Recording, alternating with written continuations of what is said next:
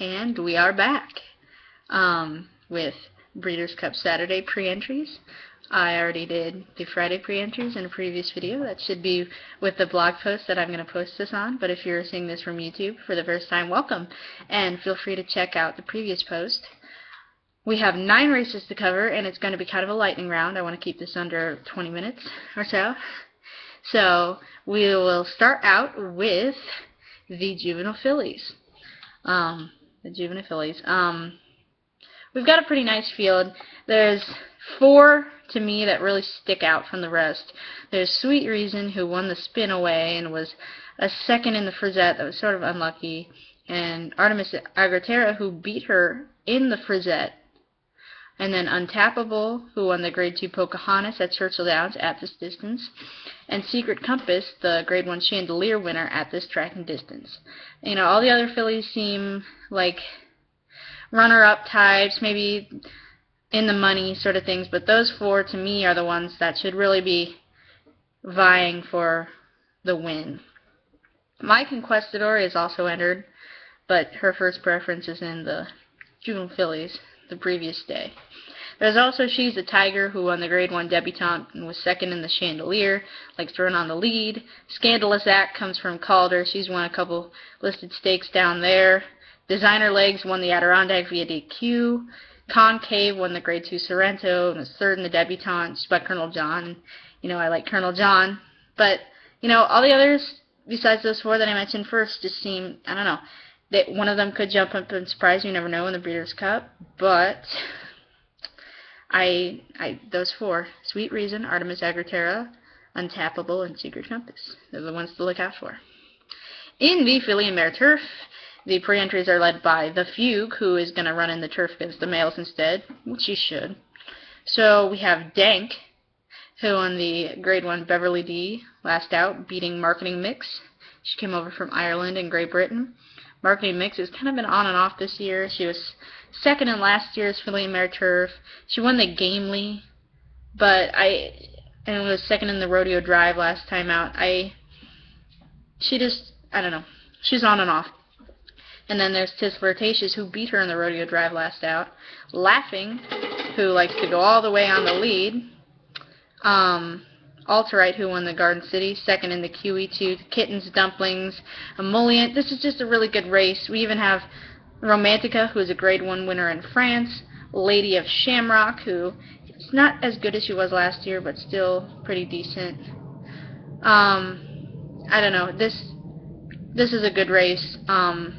Laughing shouldn't get as easy of a lead as she has in the past. She's on a 4 or 5 race winning streak, I think. She knows how to win on the lead, and her competitors have been letting her get away, but I don't see her getting away on this big of a scale. So she's going to have a lot of competition from Marketing Mix, Dank, Tis Flirtatious, who, by the way, is not by Tiznow, but instead by Tiznow's full brother, Tiz Bud, who stands in California.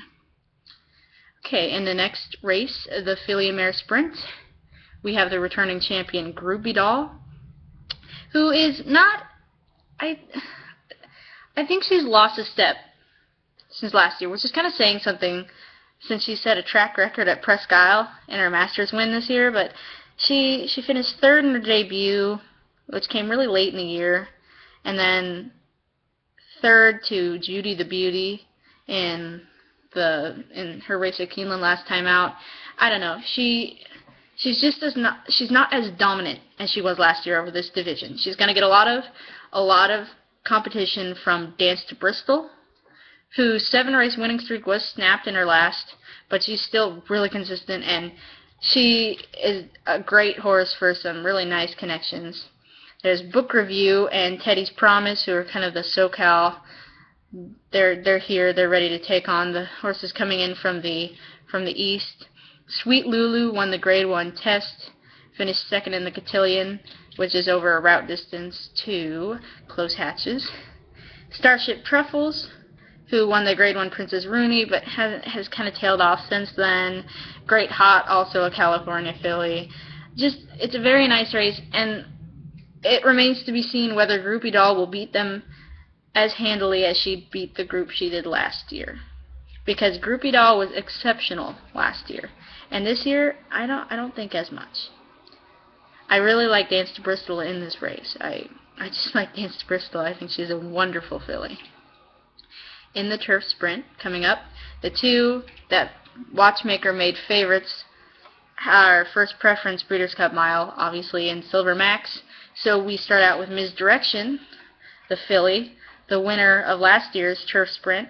She's coming off a layoff, but not as long of a layoff as she did last year. She's 5 for 5 on the downhill. She's super fast. She's joined by Renee's Got Zip and Unbridled's Note.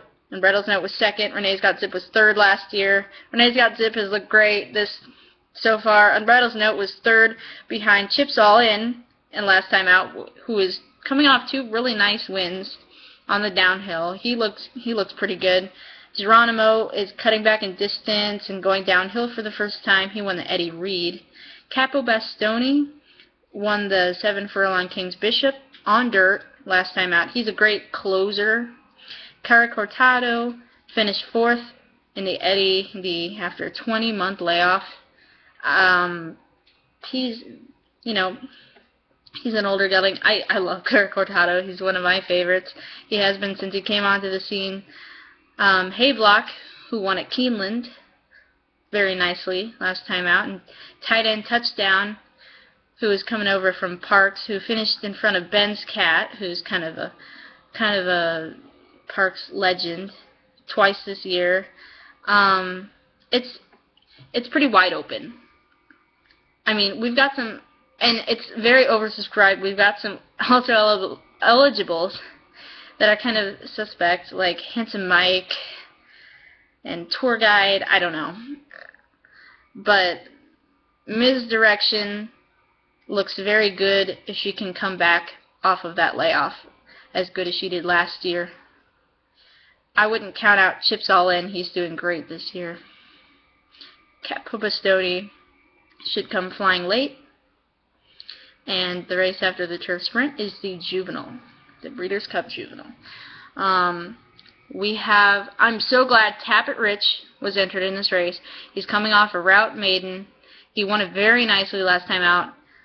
Tappet is a brilliant 2-year-old sire. Tappet Rich should do very well here, as opposed to some of the other Southern California colts he'll be facing, like Bondholder. Bondholder won the Grade 1 frontrunner, but the time was slow. And Dance with Fate was second in that frontrunner. And I don't know if I like any horse coming out of that race, to be honest. I know it's the local prep, but it was slow, and it wasn't visually impressive to me. But we also have some horses coming in from the east, like Havana, who won the Grade 1 Champagne. He had the lead during the stretch and was doing a lot to hold off the late closing Honor Code, who went very wide and is skipping this race in favor of the Remsen at Aqueduct. Strong Mandate, who won the Grade 1 Hopeful by a lot of lengths, did kind of poorly in the Champagne, is going to try to come back here and do a little bit better. There's Cleburne, who won the Iroquois at Churchill Downs. Some maiden winners jumping up in class. Smarty's Echo finished second in the Breeders' Futurity behind Weemus Artie. That race was also slow and on Polytrack. This is one of those races that anyone could win. I mean, I think Tappet Rich has the speed and the class to do well here, but can he face horses that have been running in Grade 1s like Havana and Strong Mandate and Bondholder and Dance with Fate? I don't know. That remains to be seen. In the turf, I am excited for the turf because this is the return from injury of Point of Entry, who finished second, a very unlucky second in last year's race. Probably should have won. Really like this horse, son of Dynaformer. He was just amazing last year as a turf horse, won so many Grade 1s. He was on his way to doing the same this year. He was injured after a Grade 1 on Belmont Day, and he's coming back. This is kind of a deep pool for him to jump into, but I think he's as good as any of these, except for maybe the Fugue. The Fugue comes in after some really nice wins this year, including a win over the males in the Irish Champion Stakes. She was unlucky at Santa Anita last year. I'm so glad she's here and not in the filly and mare turf. I think she belongs with the boys here. I think she's going to do very well. We've got the Ramses 2, Big Blue Kitten, who's second in the Joe Hirsch, and Real Solution, who was third. Real Solution won the Arlington Million. Big Blue Kitten also has a pair of Grade 1s under his belt. Indy Point won his last out. Didn't do so well in the Million. We'll see if he can do better here than he did in his debut on a big stage. Magician is in here. He won the Irish 2000 Guineas. He's stretching way out. And then if you go down the line, we just have some also-rans. Twilight Eclipse, been second. Grandeur, he's consistent. Teeks North, I think his best days are behind him. We've got some very nice horses, and then you get to kind of the fillers. I think the Fugue is going to do very well here, and I am very much looking forward to Point of Entry's debut after his injury. Okay, in the sprint. You know, I'm just not stoked about the sprint division this year at all. I don't know, I'm just not very excited. After Trinity Berg came back after his very nice Breeders' Cup sprint win last year, he just hasn't done as good. I'm not thrilled. The obvious favorite is Points Off the Bench, who's won 2 Grade 1s on the SoCal circuit this year, the Bing Crosby and the Santa Anita Sprint Championship. Then you've got the horses that are always here. Bahamian Squall won the Grade 2 Smile. Justin Phillip won the Vanderbilt and was second in the Vosburg. Private Zone, who just blazed that race.